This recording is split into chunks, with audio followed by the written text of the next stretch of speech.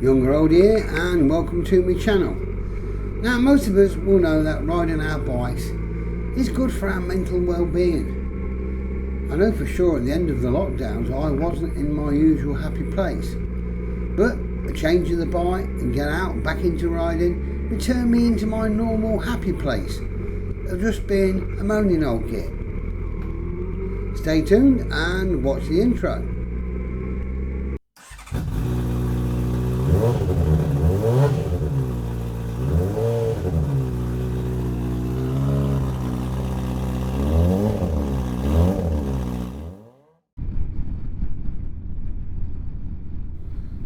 Now, riding on today's roads, it takes a lot of concentration. You have to remain focused on the idiot driver who might pull out in front of you, watching the road ahead and planning for the next bend and the next. This level of concentration will keep your mind occupied, so you've not really got time to think and worry about anything else. Most of us would agree that we're more knackered after a long bike ride than we are a long drive.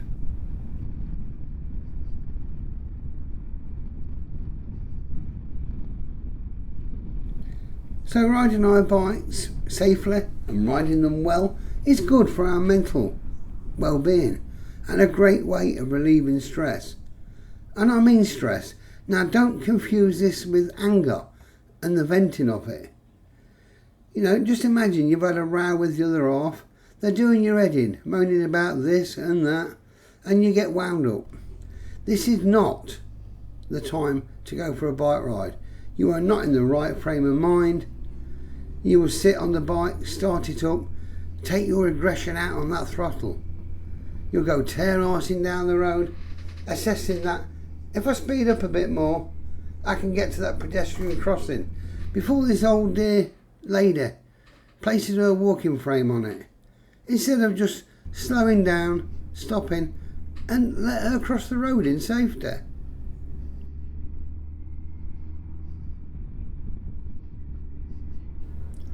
The car in front of you could be making good progress and doing nothing wrong, but it will be in your way and you have to overtake it. Why?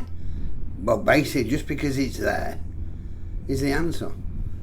Your heart is pounding, you're against everything and everyone, and they need to understand you're just pissed off so much. And why should I look in my mirrors or do that vital shoulder check? Speed limits don't matter now. You're above all that, and it's my road, and everyone should realise I'm in a bad mood and just get out of my way. Riding with that sort of attitude is a no-no. You're not focused on anything apart from your mood.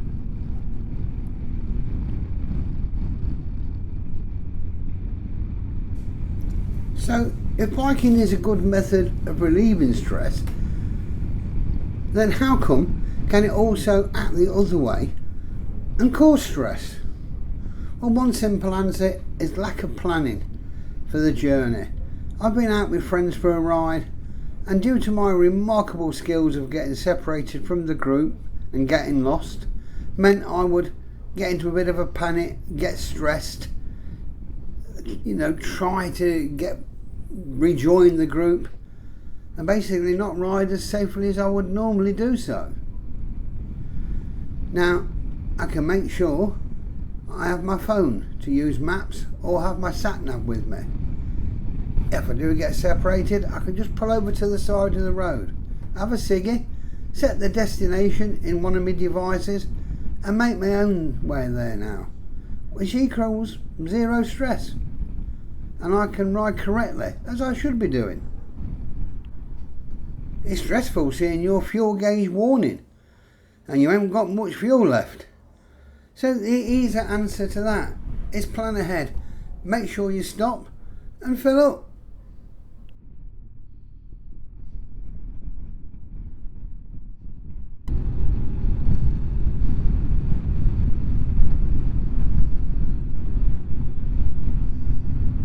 Now, as much as I love touring, this can also be very stressful if you get it wrong. But plan ahead. Make sure the bike's all good a week before you go. And that's allowing you to have a couple of rides during that week just to make sure everything is fine. And there's one less thing to get stressed about. Plan what you're going to be taking with you and whatever you can get into your luggage system. Start packing early so it's not a last minute rush. I must admit I'm lucky my wife does mine, but there you go. If there's others in your group, make sure you know where all the stops you're going to be taking. Then if you do get separated, the next stop is a good place to rejoin the group without getting stressed. Now, speaking of the group, choose carefully who you tour with. There's no point doing a tour with some people you don't get along with. Okay, any members of the group can have a bit of a fallout, but if it's a good group, it should always soon be forgotten and people move on.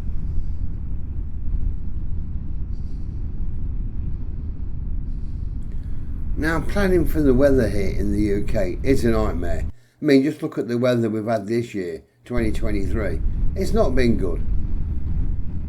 Owning decent bike gear will help in most conditions, but I have never owned gear that will keep you completely dry during torrential rain.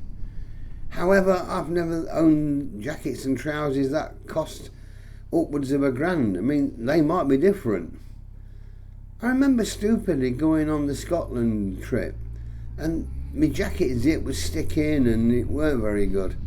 It sort of managed all week apart from the return journey when it just seized up and broke.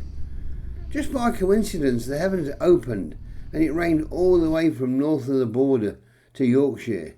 I was soaked and cold. I should have got a new coat before we went, but I didn't bother, due to lack of planning.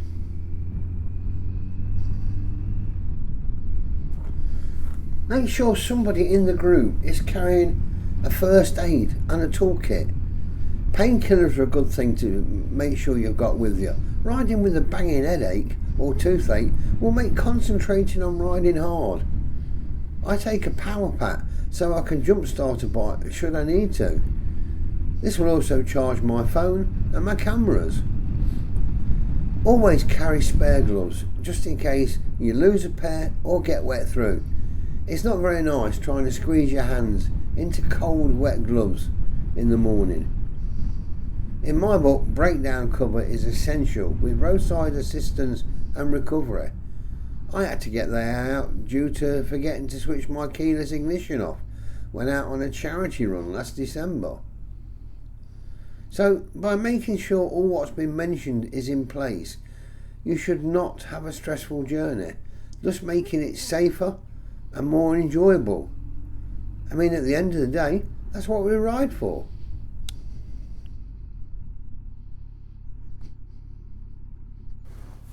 As I mentioned before, choose who you ride with. It can be very stressful trying to keep up with riders who are more experienced or have faster bikes or both. Don't get stressed trying to ride behind your capabilities to keep up. This is also very dangerous. If your riding mates are just going to leave you behind or expect you to ride in an unsafe manner which you're not happy with, then basically you need new riding mates who will wait for you and have a pre-planned stop allowing you to catch up with them. So in today's society, the only news we hear and see tends to be bad news. It's all doom and gloom. Now there's nothing we can do about it. Even the politicians who supposedly work for us can't or won't do anything about the situations we're in. This leaves us two choices. We either just sit in and dwell on it and get depressed, or we do something we enjoy, something so we don't dwell on it. For you and me, we ride our bikes and get engrossed in what we are doing. So yes, riding is a great stress reliever. For me, it's the best.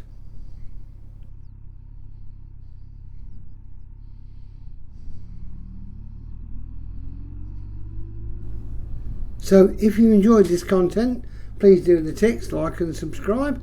And as always, take care, ride safe, and bye for now.